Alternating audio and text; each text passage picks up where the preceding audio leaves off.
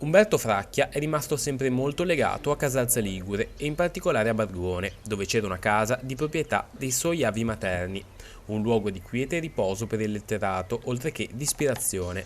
Lì aveva scelto di ritirarsi prima della morte nel 1930 ed è lì che ora sono sepolti i suoi resti.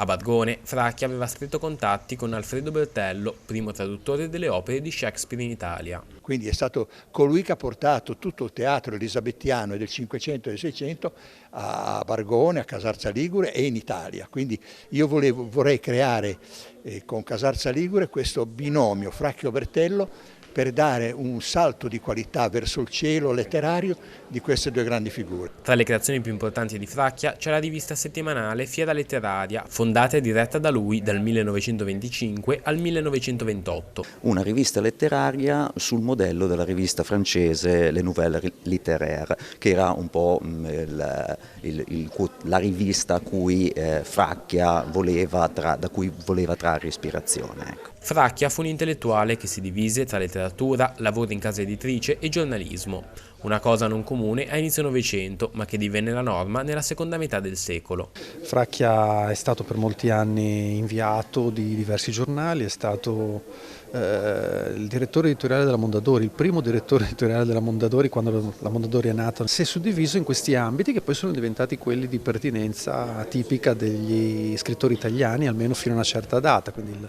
vero mestiere degli scrittori è stato quello di o fare i giornalisti o fare gli editor. Il convegno, che si è svolto giovedì pomeriggio a Villa Sottanis di Casalza Ligure, è stato organizzato dal Comune per promuovere la terza edizione del Festival Letterario Umberto Fracchia, in programma a giugno. L'amministrazione l'ha sempre ritenuto un po' lo spirito culturale di Casarzia. Per questo ha voluto ricordarlo con una serie di convegni nel tempo, ma soprattutto è stato negli ultimi anni che si è accesa un po' più la luce dei riflettori su questa figura di questo letterato.